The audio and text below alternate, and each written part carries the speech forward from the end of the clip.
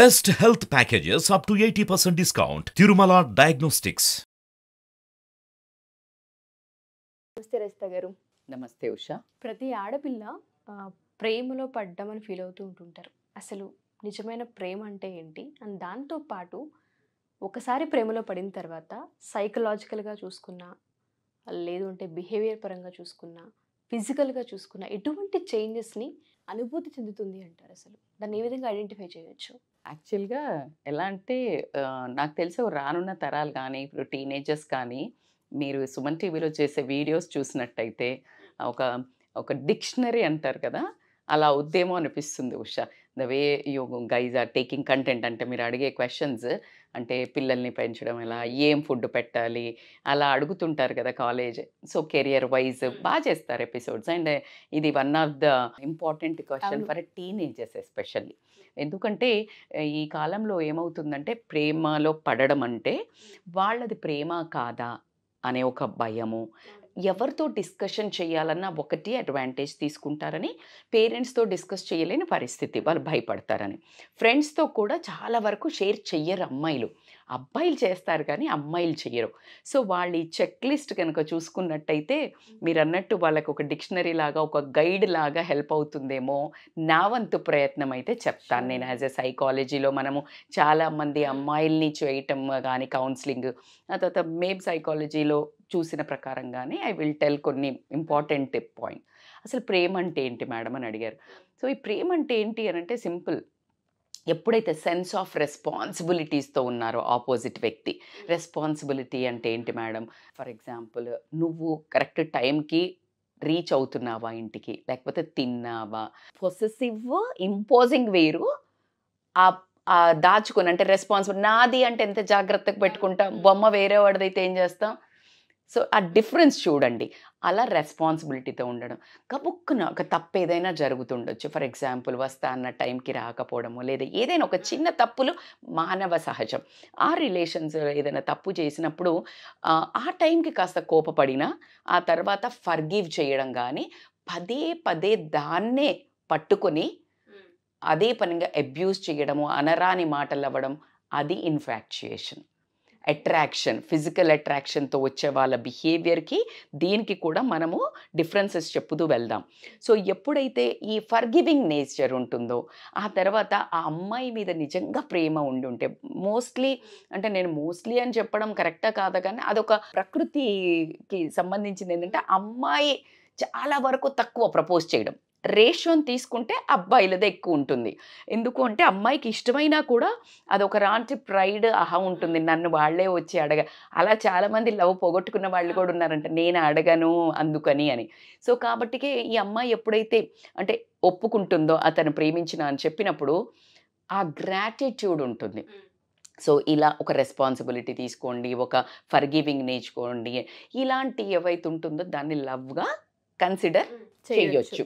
అయితే దాంట్లో కొన్ని చేంజెస్ వస్తుంటాయి. ఇప్పుడు నీ లోపల కలిగేది లవ్వా కాదా, వాళ్ళది లవ్ అని తెలిసింది, నీ లోపల కలిగేది లవ్వా కాదా, అది లవ్ అని అనుకోవాలా లేకపోతే అట్రాక్షన్ అనుకోవాలా మేడం, వాళ్ళు బాగా నచ్చుతున్నారు అన్నప్పుడు కొన్ని పారామీటర్స్ చెక్ చేసుకుంటే కనుక ఆ లవ్ అనే ఫీలింగ్, ఆపోజిట్ పర్సన్ ఎప్పుడైతే మనకి ఈ గివింగ్ ఇవన్నీ రెస్పాన్సిబిలిటీ చూపిస్తున్నారు, కేరింగ్ చూపిస్తున్నారు, అడాప్షన్ అంటే నీకున్న ఈ ప్రాబ్లమ్స్, ఫర్ ఎగ్జాంపుల్ నువ్వు చాలా కొంచెం మిడిల్ క్లాస్, లేకపోతే నీకు మీ ఇంట్లో ఏదో ప్రాబ్లమ్స్ ఉన్నాయి, వాటన్నిటిని అడాప్ట్ చేసుకొని నీ లైఫ్ని అతను అడాప్ట్ చేసుకొని గనక నిన్ను అంటే నీ అడాప్షన్ ప్రకారం వెళ్తున్నాడు, నీ లైఫ్ స్టైల్కి తగ్గట్టు వెళ్తే కనుక then you can check it is a love. So ఆ లవ్కి, ఆ పర్సన్ చూపిస్తున్న లవ్కి నీ లోపల ఫిజియలాజికల్ అండ్ అంటే నీ లోపల హార్మోనల్ చేంజెస్, ఫిజికల్ చేంజెస్ బాగా కనిపిస్తుంటాయి, నీ బిహేవియరల్ చేంజెస్. అంటే ఏ విధంగా అంటారు? For example let me tell you, ఈ హార్మోన్స్ ఉంటాయి ఏంటంటే డోపమైన్ అని, లేకపోతే ఆక్సిటోసిన్ అని, సెరటోనిన్ అని, ఇట్లా హ్యాపీ హార్మోన్స్, డోపమైన్, ఇవన్నీ ఒక కెమికల్స్ రిలీజ్ చేస్తుంది బ్రెయిన్. ఇవేంటి అంటే ఇప్పుడు ఆ పర్సన్ ఆపోజిట్గా నీకు ఇవన్నీ చూపిస్తున్నప్పుడు అది ట్రిగ్గర్ అవుతుంది. That like you feel Joy, you feel happiness, అప్పుడు నీకు డోపమైన్, అది ఒక మత్తు అన్నట్టు. మోస్ట్లీ ఇప్పుడు డోపమైన్ ఏంటంటే ఎక్సర్సైజ్ విగరస్గా చేసినప్పుడు డోపమైన్ అవుతుంది, తర్వాత మత్తు పదార్థాలు తీసుకుంటే డోపమైన్ అవుతుంది, ఫిజికల్ హగ్గిన చేసుకున్నట్టయితే ఆక్సిటోసిన్ లవ్ హార్మోన్ రిలీజ్ అవుతుంది. సో ఇలాంటి హార్మోన్స్ ఎప్పుడైతే రిలీజ్ అవుతుందో వీళ్ళు ఒకలాంటి మత్తులో ఉంటారు. ఈ మత్తులో ఉన్నప్పుడు you will get a joy. So if you see like drugs ఇవన్నీ తీసుకున్న వాళ్ళు ఎట్లా మత్తులో ఉండి వాళ్ళు తేలిపోతున్నారు, గాల్లో తేలుతున్నాం అంటారు. So love is such a powerful tool without taking drug or alcohol. అంటే డ్రగ్స్ తీసుకోకున్నా ఆల్కహాల్ తీసుకోకున్నా you will be high always. ఇంకొకటి ఎప్పుడు కొంతమంది డాన్స్ చేస్తుంటే కూడా హై అవుతాము అంటారు, దే విల్ బి. సో ఒక్కొక్క hormones when you are happy you will be in the air, గాల్లో తేలినట్టుంది అని మనకు ఒక పాట కూడా ఉంది.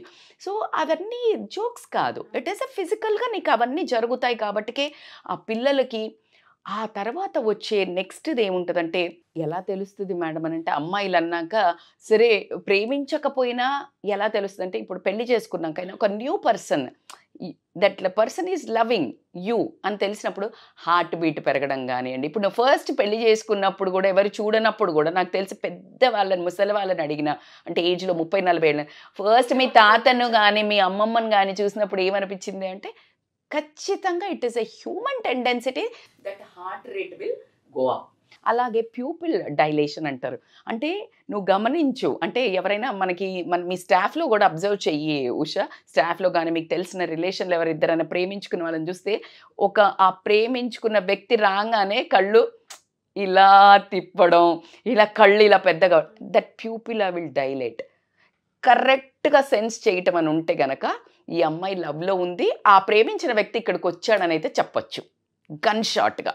సో ఇదొకటి ప్యూపిల్ డైలేషన్ అవుతుంది. అలా కాకుండా ఇంకొకటి ఏంటంటే, వీళ్ళు ఎప్పుడు హ్యాపీగా ఉంటారు, ఎలివేషన్ మూడ్, ఎప్పుడు లెగాలి, ఎప్పుడు ఉదయం అవుతుంది, ఎంత మంచిగా డ్రెస్సింగ్ అవ్వాలి, బికాస్ హార్మోన్స్ అట్లా సెక్రీట్ అవుతున్నాయి. They always in a joy and happiness mood, ఎప్పుడు ఎలివేటెడ్ మూడ్లో ఉంటారు, హైలో ఉంటారు అన్నట్టు. ఏది లవ్లో ఒక కంఫర్ట్ లెవెల్ కూడా. ఇప్పుడు ఫర్ ఎగ్జాంపుల్ ఇప్పటిదాకా ఏముంటుందంటే, ఏదో జనరల్గా లైఫ్ పోతుందా వస్తుందా అని ఉంటుంది. When you get a partner correct love చూపించి, ఇందాక మనం అనుకున్నప్పుడు రెస్పాన్సిబుల్ ఒక మంచి అబ్బాయి కనిపించడం, then they will become a very comfortable. అంటే లైఫ్లో ఒకలాంటి ఒక నిశ్శబ్దత, మంచిగా అంటే ప్రశాంతత రావడం. ఈ ప్రశాంతత వచ్చినప్పుడు ఏమవుతుందంటే, there is a tendency to gain weight, బరువు పెరుగుతూ ఉంటారు. అంటిల్ దే ఆర్ ఫిజికల్గా బాగా ఇట్లా ఫోకస్డ్ ఉండే వాళ్ళు తప్పించితే కనుక, లేకపోతే కనుక చాలా హ్యాపీగా ఉంటారు కదా, దే స్టార్ట్ ఈటింగ్ మోర్. ఒకలాంటి ప్రశాంతత ఉంటుంది. And they mostly try like happiness తోటి అట్లా ఉండడం జరుగుతుంది. అండ్ ఇంకోటి ఏంటి అంటే, ఈ ఎలివేటెడ్ మూడ్ ఉన్నప్పుడు వాళ్ళు ఎప్పుడు ఆన్ టోస్ మీద ఉండటము, లేకపోతే ఏం చేయాలని యాక్టివ్గా ఉండటము. అదే మనం ఎప్పుడు డిప్రెసివ్గా చెప్పుకుంటాం, ఏం లేకపోతే నిస్సహాయతగా అలాగే పడిపోయి ఉండటము. సో వీళ్ళకి ఏంటంటే ఒక సెక్యూరిటీ. ఇన్ని రోజులు మీకు ఒక చిన్న ఎగ్జాంపుల్ చెప్తే, పులి ఎలా ఉంటుంది, పులిని చిరుతని తీసుకుందాం మనం, లయన్ పులి చాలా ఆకలితో ఉన్నప్పుడు ఎట్లుంటుంది, పరిగెడతా ఉంటాయి. అండ్ వెన్ దే ఈట్, వేరొక యానిమల్ వెళ్తున్నా అది రోతగా వెళ్ళి అది మళ్ళీ సంపుకొని వచ్చి తిని పక్కన పెట్టుకోదు మాంసాన్ని. సో ఇది అట్లాగే పడుకుంటుంది పక్కన, అది కడుపు నిండితే it won't hunt. Same you got it. When you find ఒక అమ్మాయికి రియల్ లవ్, ఒక మన ఆత్మ సంతృప్తిగా రియల్గా దిస్ ఈజ్ ద గై అనిపించినప్పుడు, ఆ అమ్మాయి ఇంకొక అబ్బాయిని కానీ ఇంకొక ఏది కానీ ఇంకొక ధ్యాస తల్లిదండ్రులు వేరే అసలు ఏటి మీద పోదు. ఇన్ని రోజులు కంప్లైంట్స్ ఉంటాయి, అమ్మనాలు ఇది అది బ్లేమింగ్ ఏదైతే ఉంటుందో ఏమీ ఉండదు. ఫోకస్, నా కడుపు నిండిందా, నేను ప్రశాంతంగా, నాకు నా బాయ్ ఫ్రెండ్ ఉన్నాడో లేకపోతే ప్రేమ దొరికిందా, అది ఏజ్తో సంబంధం లేదు, దేంతో సంబంధం లేదు, ప్రశాంతంగా ఉంటారు. సో ఇది ఒక ఇంపార్టెంట్. ఆ తర్వాత ఏంటంటే ఇంకొకటి రిలీజ్ స్ట్రెస్ హార్మోన్ అని మనకి కార్టిజోల్ అని ఉంటుంది, అది దానిని కంట్రోల్ చేస్తుంది. అంటే ఇంకా స్ట్రెస్ లేదు వీళ్ళకి, అందుకని అది మంచిగా డిక్రీజ్ అవుతుంది ఆ కార్టిసోల్ హార్మోన్. సో స్ట్రెస్ అనేది వాళ్ళకి లైఫ్లో ఏముండదు, ఏది కానీ ఒక చిన్నదే కదా అన్నట్టు ఉంటుంది. అందుకే ఎప్పుడైనా ప్రేమించిన వాళ్ళను ఇది వద్దు అనో, ఫోన్ తీసుకున్నానో, లేకపోతే ప్రేమించిన వాళ్ళ అమ్మ నాన్న వైపు వద్దన్నా, అబ్బాయి కంటే అమ్మాయి రియాక్షన్ విల్ బీ మోర్. అంటే వెళ్ళిపోయింది, మన వాళ్ళ లాంగ్వేజ్లో చెప్పాలంటే భర్తకించేశారు రా బాబు అమ్మాయిలు అంటారు. ఆ ప్రేమకి, ఆ హార్మోన్స్కి అంత ధైర్యాన్ని ఇస్తుంది. వాళ్ళకు ఒక సెన్స్ ఆఫ్, అంటే ఇప్పుడు ఫర్ ఎగ్జాంపుల్ వాళ్ళు ఒక క్వీన్ లాగా ఫీల్ అవుతారు. బికాజ్ ఆ పర్సన్ ఆపోజిట్ వాళ్ళు ఇచ్చే ఇంపార్టెన్స్ కానీ, ఆ అడాప్షన్ ఇందాక వాళ్ళ అనుకూలంగా ఉంటే ఇతని కోసం నేను ఏమైనా చేస్తాను ఒక ధైర్యం వచ్చేసి ఈ యాక్టివిటీ చేయడం జరుగుతుంది. అలా కాకుండా ఇంకోటి ఏంటంటే వీళ్ళకి ఒక ఫోకస్ కూడా పెరుగుతుంది. అంటే ఈ ఫోకస్ దేని మీద ఉండదు. 2 రకాల మనుషులు ఉంటారు ఉషా. అమ్మాయిలు ఏదైతే ఫోకస్‌గా ఈ అబ్బాయిని ఇప్పుడు ఇష్టపడ్డాను అంటే, okay let me fix focus in my career, focus చేసుకొని సాధించి నా ఇంకో ఫోకస్ ఏంటి, నా ఫోకస్, మెయిన్ ఫోకస్ ఎవరు, ఈ అబ్బాయిని పెళ్లి చేసుకోవాలంటే నేనేంటో ప్రూవ్ చేసుకోవాలి. ఇలా ఉండే వాళ్ళది గర్వించదగ్గ ప్రేమ. Because to achieve this is important. అర్థమైందా? ఈ డెస్టినీకి పోవాలి అంటే నువ్వు ఈ కార్నో, ట్రైన్నో, ఫ్లైట్నో పట్టుకోవడం important. So this is what exactly మంచి ప్రేమ అని చెప్తాను నేను. సో ఇలా ఎప్పుడైతే ఒక హైట్ అండ్ ఒక ఫోకస్ ఆ పర్సన్ మీద ఇంకో సోయి ఉండదు. పొద్దున్న లేస్తే మనం చాలా సినిమాల్లో కూడా చూస్తుంటాం, గంటలు ఫోన్లో మాట్లాడుతుంటారు.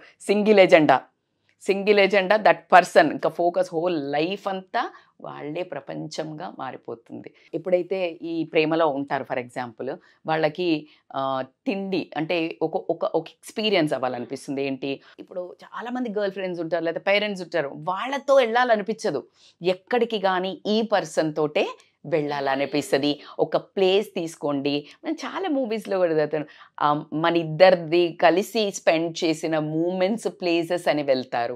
ఒక కొండ తీసుకోండి, ఒక చిన్న టప్రీ చాయ్ తీసుకోండి, ఒక చిన్న things they love to share. And ఇంకొకటి ఏంటంటే ఫిజికల్ ఇంటిమసీ కూడా ఇష్టపడతారు. ఫిజికల్ ఇంటిమసీ అంటే నాట్ ఓన్లీ అదే ఫిజికల్ ఇంటిమసీ ఏంటి అంటే జనరల్గా holding hands, secured, that like holding hands. ఈ హోల్డింగ్ హ్యాండ్స్ తర్వాత కొంచెం లైట్ హగ్స్, ఇంక ఇవాళ రేపు కొంచెం మితిమీరుతున్నారు కాబట్టి ముద్దులు అవి ఇవి అని, బట్ జనరల్గా ఫిజికల్ ఇంటిమసీ కోరుకుంటుంది. Because that oxytocin hormones release అవుతుంది కాబట్టి that is a very wanting లాగా వాళ్ళకి ప్లెజర్ కోరుకుంటుంది అన్నట్టు. So it is not only this, always a holding hands, చేతిలో ఇట్లా మీద వేసుకోవడము, నాది అనే. సో ఇది ఎక్కడ కనిపిస్తుంది అంటే మీకు చూపించుకోవాలనిపిస్తుంది సోషల్ ఇమేజ్లో కూడా. వాళ్ళకి ఫ్రెండ్స్ సర్కిల్లో తీసుకోండి, సరే పేరెంట్స్ దగ్గర ఇదంతా రాంగ్ అని అనుకున్న వాళ్ళ ఫ్రెండ్స్ ముందు కానివ్వండి, పలానా అబ్బాయి నా అబ్బాయి ఫ్రెండ్ అని చెప్పుకోవడానికి ఒక రకమైన గర్వము. సో ఇలాంటివి వాళ్ళకి, అదే ఇందాక మనం చెప్పుకున్నాం కదా, క్వీన్ లాగా ఫీల్ అవుతారు. ఆ క్వీన్ ఎప్పుడైతే వస్తుందో మీరు చూడండి, ఎప్పుడైతే క్వీన్ కింగ్కి ఆపద వస్తుందో ఎలా మారుతారు, you have seen in Padmavati cinema like all. So అట్లా they will take over the life అన్నప్పుడు. అలా కాకుండా ఇవన్నీ ఇంత ప్రశాంతంగా నడుస్తుందా మేడం అని అంటే అట్లా ఎప్పుడు నడవదు. Love is all about the roller coaster of emotions. బోలెడన్ని ఎమోషన్స్ ఉంటాయి ఇందులో. సో అవి ఎట్లా అంటే మనకి హార్మోన్స్ రిలీజ్ అయినప్పుడు ఎంత జాయ్, హ్యాపీనెస్ ఉంటుందో అదే విధంగా నీకు ఇదే లవ్లో ఇంకొక మనం ఉగాది పచ్చడిలాగా చూడాల్సింది జెల్లసీ, ఇన్సెక్యూరిటీ, ఇలాంటివన్నీ రావడం జరుగుతుంది. సో వీటన్నీ వచ్చిన దాన్ని కూడా నిలదొక్కుని ఆ పైకి వచ్చేదే ప్రేమ. మరి ప్రేమకి ఇన్ఫాక్చుయేషన్కి డిఫరెన్స్ ఏంటి మేడం, ఇన్ని జరుగుతాయా మేడం సినిమాలో అంటే ఖచ్చితంగా మీకు నాకు తెలియకపోవచ్చు, మనం థియరటికల్గా చెప్పొచ్చు. కానీ లవ్ చేసుకునే వాళ్ళకి చాలా సినిమాల్లో చూపిస్తాం ఆకలి ఉండదు, నిద్ర ఉండదు అని అంటారు. కానీ మంచి అబ్బాయి కనుక దొరికి నిజంగా ఎలాంటి స్ట్రెస్ లేకుండా ఉండే వాళ్ళైతే కనుక శుభ్రంగా నిద్ర కూడా బాగా నిద్రపోతారు. అయితే ఇన్ఫాక్చుయేషన్ అంటే ఏంటి మేడం అని అంటే కనుక మోస్ట్లీ ఈ రిలేషన్లో ఎప్పుడు ఫిజికల్ ఇంట్రెస్ట్ ఎక్కువ చూపిస్తారు. టైం షేరింగ్ ఉంటుంది కానీ రెస్పాన్సిబిలిటీ ఉండదు. రెస్పాన్సిబిలిటీ అంటే ఏంటి, మనం ఇందాక మాట్లాడుకున్నట్టు నువ్వు తిన్నావా, ఉన్నావా, లేకపోతే వచ్చావా, పోయావా, లేదా రీచ్ అయితే నిజంగా ప్రేమ చేసేవాళ్ళు అయితే రీచ్ అవ్వగానే రీచ్ అయ్యావా, ఇట్లా ఉంటుంది. అదే నీకు ఓన్లీ ఫిజికల్ ఉన్న వాళ్ళంటే ఈ టైం ఇక్కడ షేర్ చేసుకున్నాక వెళ్ళిన తర్వాత అగైన్ వాళ్ళకి ఎప్పుడైతే కావాలి అని అనిపించినప్పుడే మళ్ళీ they will be in touch.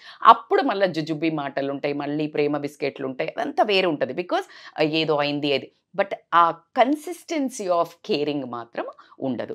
అలా కాకుండా ఏంటంటే ఏదైతే ఇన్ఫాక్చుయేషన్ అని మనం అనుకుంటున్నామో అబ్యూజివ్ రిలేషన్షిప్ ఉంటుంది. అబ్యూజివ్ అంటే ఏంటి మేడం అంటే, ఇప్పుడు ఫర్ ఎగ్జాంపుల్ ఏదైనా తప్పు జరిగింది ఆ అమ్మాయితో, వస్తా అన్న టైంకి రాలేదు, లేకపోతే ఎవరో అబ్బాయితో, అది ఎక్స్ప్లెయిన్ చేస్తుంది కానీ వీళ్ళు వాడే వర్డ్స్ చాలా డిస్గస్టింగ్గా ఉంటాయి. అంటే పదజాలం ఏదైతే ఉంటుందో చాలా చీప్గా మాట్లాడడం ఉంటుంది. అంటే అది వాళ్ళ ఒరిజినాలిటీ అన్నట్టు. అంటే దే విల్ యూజ్ అంటే అట్టర్ వర్డ్స్, అంటే చాలా గలీజ్గా ఆ అమ్మాయిని ఇక్కడ కొడతారు వాళ్ళకి అందనప్పుడు.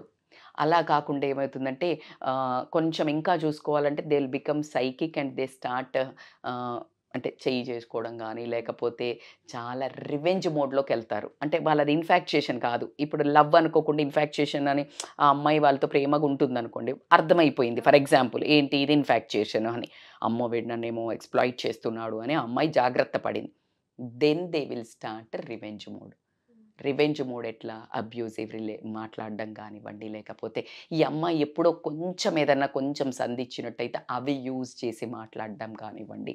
బ్యాడ్గా నిన్ను ఇక్కడ కొడుతున్నాడంటే he is unfit for your relation, cut down. ఎందుకు అంటే ఇప్పుడే అసలు నువ్వు అందకముందే ఈ రిలేషన్ స్టార్ట్ అవుతే ఇలాంటి మాటలు, ఇంత ఓపిక లేని, టాలరెన్స్ లేని, ఇంత అబ్యూజివ్ ఉన్నంటే just imagine your life. Don't forgive for that. అరే మారుతాడు ఏదో ఈ ఒక్కరోజు సారీ రానా, డోంట్ ఎక్స్క్యూజ్. నీ జీవితం అంతా నరకంలో పడేసుకోవడమే. సో వాట్ కంక్లూజన్ ఏంటి మేడం అంటే, అమ్మాయిలకి వెరీ థిన్ లైన్ ఉంటుంది ఈ రెండింటి మధ్యలో. ఏంటంటారు అసలు? ఈ గిఫ్టింగ్ ఇదైతే బోధ దాంట్లో నడుస్తుంది.